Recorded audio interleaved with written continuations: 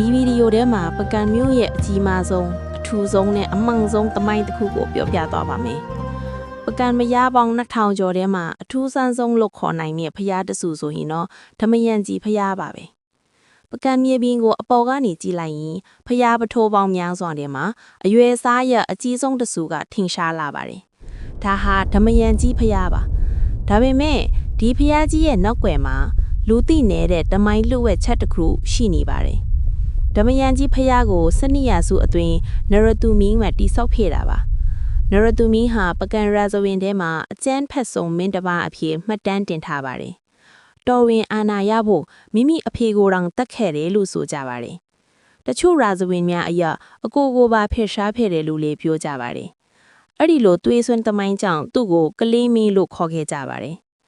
နရတူမင်းဟာသူ့အပိတ္တိကိုဖြေဖြောက်ဖို့အကြီးမားဆုံးဖျားတိဆောက်ဖို့ဆုံးဖြတ်ခဲ့တယ်လို့ယုံကြည်ကြပါတယ်။ဓမယန်ကြီးဖျားရဲ့အထူးဆုံးအချက်ကတော့အုတ်တလုံးနဲ့တလုံးကြားမှာဓာတ်ကြောင်ထိုးမရလောက်အောင်ခတ်တင်းတင်းစီထားပါတယ်။သမိုင်းပုံပြင်တချို့အရအလို့သမားတွေကိုတခါတလေပြစ်ဒဏ်ကြီးချမှတ်ခဲ့တယ်လို့ဆိုကြပါတယ်။ဒါကြောင့်ဒီဖျားဟာအကျန်းဖတ်အာဏာနဲ့တိဆောက်ထားတဲ့ဖျားတဆူလို့လည်းခေါ်ကြပါတယ်။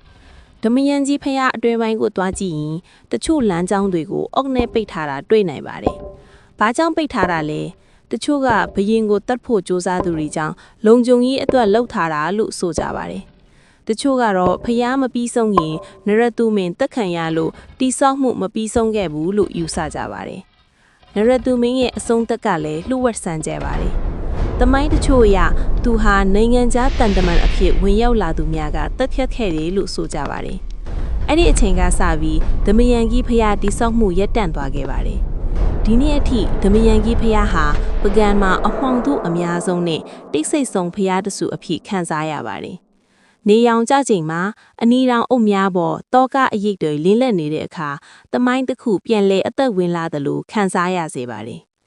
ဓမယန်ကြီးဖျားဟာအဖြစ်ဖြေခြင်းနဲ့မင်းတစ်ပါးရဲ့ကြီးမားသောအိမ်မက်လားဒါမှမဟုတ်သွေးစွန်းအာဏာရဲ့တက်တဲ့အထောက်ထားလားပကံမြေပြင်မှာဒီလှုပ်ဝဆန်းကျဲသမိုင်းကတော့ယနေ့ထိမဖြောပြီးမပြီးသေးပါဘူး။